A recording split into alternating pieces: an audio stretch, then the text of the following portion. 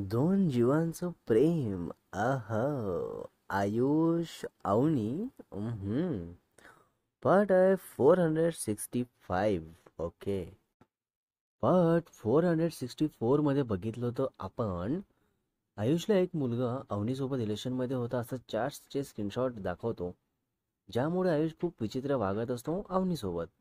आणि मग हेच खरं खोटं करायला आयुष अवनी जातात एका कॅफेमध्ये आणि त्या मुलाच्या कानाखाली देऊन अवनी त्याला चांगलंच ऐकवते. सो आता पुढे बघू. तो मुलगा तेच ते बोलत असतो तर काही वेळाने शुभ येतो त्या कॅफेमध्ये आपल्या ऑफिस कलिगसोबत आणि आयुषला बघताच आयुष जवळ येतो आणि बोलतो की आयुष तू इथे. अवनी तू पण. कसं काय येणं झालं तेही आयूला सोडून.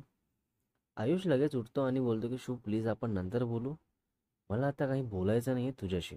आणि अवनी पण खाली मन घालून शांतच असते आणि तो मुलगा इकडे तिकडे बघत असाच उभा असतो लाईक टाइमपास करत. तर शुभ परत विचारतो की सर्व ठीक आहे ना आयुष. तर आयुष बोलतो की हो. तर अवनी लगेच आयुषला बघते. तर अवनीचा फेस बघून कळतं शुभला की नक्कीच काहीतरी झालेलं आहे. तर शुभ डायरेक्ट अवनीला विचारतो की काय झालं अवनी, तू इतकी सॅड का आहेस, रडत का आहेस. तर अवनी सर्व सांगायला स्टार्ट करते आणि शुभला इतकं जास्त राग येतो की ज्याची काही लिमिट नाही. तर तसंच त्या मुलाला बोलतो की तू बोल, काय प्रूफ आहे तुझ्याकडे. तर तो मुलगा तेच सर्व स्क्रीनशॉट दाखवत बोलतो की हे बघ, हे आहेत प्रूफ. तर शुभ ते बघतो, रीड करतो सर्व आणि अवनीचा फोन बघतो आणि विचारतो त्या मुलाला की हे केव्हाचं आहे. तर तो मुलगा सांगतो की हे अवनीच्या लग्नाआधीच आहे. तर शुभ स्क्रीनशॉट दाखवत अवनीला विचारतो की हे मेसेजेस तू टाईप करून सेंड केले आहेत का. बॅकग्राऊंड सरफेस स्क्रीनशॉटमध्ये जो आहे तोच सेम फोन तुझ्याकडे आहे का. तर अवनी बघते सर्व नीट आणि बोलते की नाही आहे यातलं माझं काही. तर आयुष बोलतो की कसं शक्य आहे. तर शुभ बोलतो आयुषला की तुझा फोन दाखव. आणि आणि मग फोन घेऊन जिथे अवनीची चॅट ओपन करतो आणि स्क्रोल डाऊन करून सर्व ओल्ड चॅट्स बघतो आणि दोन्ही फोन आयुषला दाखवत बोलतो की हे दोन्ही चॅट्स रीड कर आणि त्यात यूज केलेले वर्ड्स आणि बोलायची पद्धत आणि शब्दांची टोन हे सर्व प्रॉपर बघ आणि सांग तूच हे खरंच मॅच होत आहे का. तर आयुष लगेच बघायला लागतो आणि त्या मुलाचा फेस वरचे एक्सप्रेशन चेंज होत असतात लाईक घाबरत असल्यासारखे. तर शुभ हे सर्व बघत नोटीस करतो आणि मग आयुष बोलतो की भरपूर काही मॅच होतच नाही आहे. तर शुभ लगेच त्या मुलाच्या शोल्डरवर हात ठेवत बोलतो की का केलं तू हे सर्व, खरं खरं सांग, तुला काही नाही बोलणार मी. तर तो मुलगा बोलतो की अरे तुम्ही काय मूर्ख आहे का, एवढं सर्व प्रूफ देऊन पण उलट मलाच विचारत आहे. तर शुभ त्याच्या कानाखालीच मारतो आणि बोलतो की परत विचारत आहे मी, सांग तू का केलं असं. तर तो मुलगा सांगायला स्टार्ट करतो की कॉलनीमध्ये कधीच कोणत्या मुलाला बोलली नाही येऊ नये आणि मग आम्ही पार्टी करताना असंच प्लॅन केलं की आयुषच्या मनात असं काहीतरी डाऊट क्रिएट क्रिएट करू आणि मग तेच केलं आम्ही आणि आयुषने पण ट्रस्ट केला. तर हे ऐकून आयुष त्या मुलाला खूप मारतो तेच आणि मग काही लोक सोडवायला येतात. तो मुलगा तिथून चालला जातो आणि मग आयुष शांतच असतो. तर शुभ बोलतो आधी अवनीला, तू रडणं बंद कर अवनी आणि मला सर्व सांग, याचं वागणं काय होतं कालपासून, कसं होतं सर्व सांग. आणि मागे पण बोललो आहे मी तुला की मी याचा बेस्ट फ्रेंड असलो तरी तुझा सुद्धा तितकंच हक्क आहे माझ्यावर आणि तरी तू मला याबद्दल काहीही न सांगता सर्व सहन करत इतका त्रास करून घेत होती. पण तुला एकदाही नाही वाटलं माझ्याशी शेअर करावं, बोलावं, लाईक हेच आहे का तुझं ट्रस्ट माझ्यावर. अवनी बोलते सॉरी शुभ, पण मला खरंच काही सुचत नव्हतं आणि काय करू काय नाही हेही कळत नव्हतं. घरीसुद्धा दीला काही बोलू शकली नाही मी. माझी आईस बघून ती मला बोलली की काय झालं सांग, तर तिला पण नाही सांगितलं मी. आणि मला एक खरं कळलं, माझ्यापेक्षा जास्त ट्रस्ट याचं बाहेरच्या लोकांवर आहे. आयुष बोलतो की नाही येऊन असं काही नाही आहे, मी ते सर्व बघून ऐकून खरंच खूप हर्ट झालो होतो ग. आणि मला विश्वास बसत नव्हताच, पण डोळ्यासमोर असं काहीतरी बघून मला माझीच लाज वाटू लागली. आणि कधी नव्हतं वाटलं की त्यांचं असं काहीतरी प्लॅन होता. पण मी चुकलो अवनी, खरंच मला माफ कर आणि यानंतर परत कधी असं नाही होणार, प्लीज सॉरी अवनी, माफ कर मला आता. तर शुभ बोलतो माफी मागायच्या पण लायकीचा नाही आहे तो. मी तुला एक क्लिअर एक्झाम्पल देतो आज. माझ्या क्रियूवर खूप जास्त ट्रस्ट आहे माझं आणि तसंच तुझ्यावर पण आहे.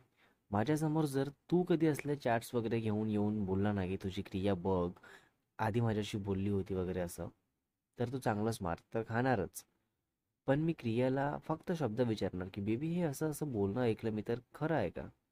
तर ती जे बोलेल त्यावर माझा विश्वास असेल. तिला मी ओळखतो ना, तर तिच्या बोलण्यावरून सांगण्यावरून किती खरं आहे आणि किती खोटं सर्व कळेल मला. आयुष बोलतो, तुझं हे सर्व बरोबर आहे, पण मला खरंच नाही सुचलं यातलं काहीच.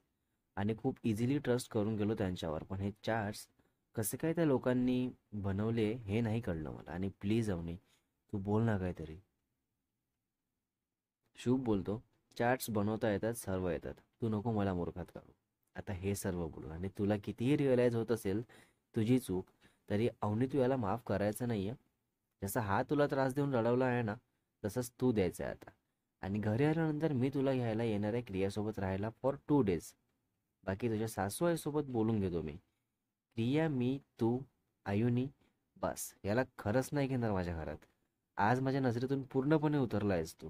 तुला माझ्यासोबत फ्रेंडशिप तोडायची असेल तर तोड, पण तुझ्या घरी येणं चालू राहील माझं फक्त अवनी आणि आयू आणि आंटीसाठी. तुझ्यासारख्या मूर्ख मुलासाठी मी या 3 लोकांसोबत कधीच वाईट वागणार नाही.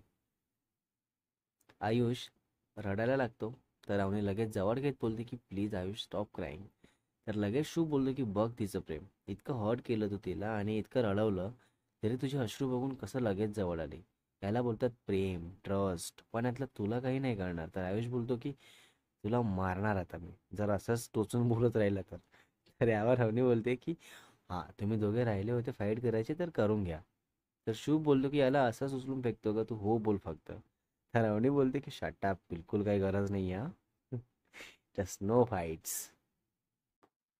तर शुभ बोलतो की बाप रे, तू किती हुशार आहेस ग, आतापर्यंत माझ्या साईडने होती आणि आता लगेच त्याच्या साईडने. वा.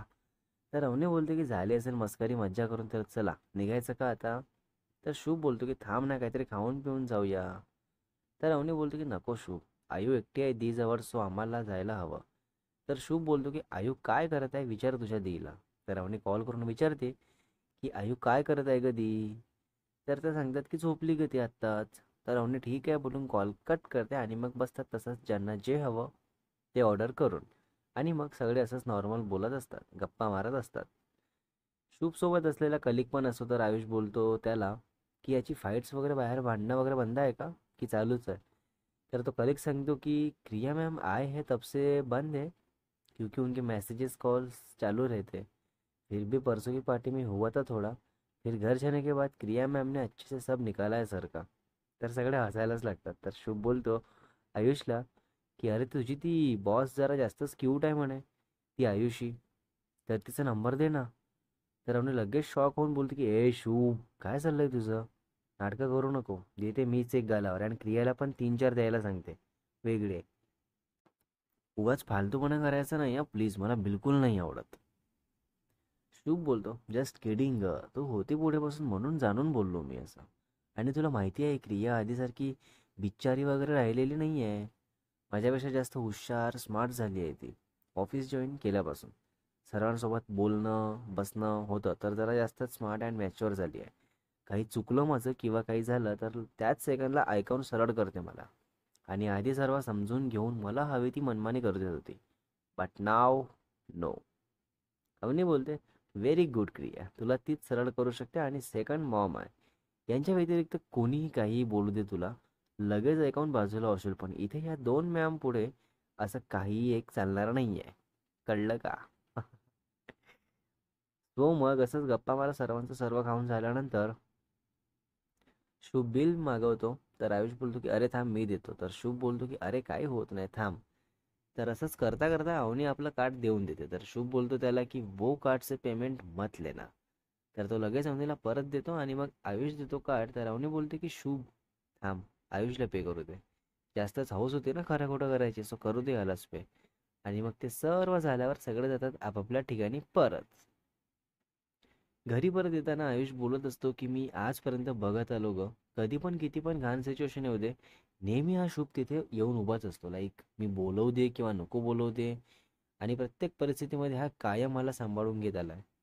माझ्या लाईफमध्ये तू आणि शुभ खूप जास्त महत्त्वाचे आहे आणि बाकी सर्वांपेक्षा, पण तुमच्या दोघांपेक्षा पण महत्त्वाचं एकच कोणीतरी आहे आणि ते म्हणजे माझी आयुनी, क्यूटी पाय. अवनी बोलते, बट आयुष मला तुझ्याकडून हे एक्सपेक्टेड नव्हतं की तू असं काहीतरी कोणाच्या बोलण्यावरून ट्रस्ट करून लगेच असं वागणार माझ्यासोबत. पण असो, तुझं ट्रस्ट कोणत्या लेवलचं आहे हे तरी कळलं मला निदान. हां, करेक्ट.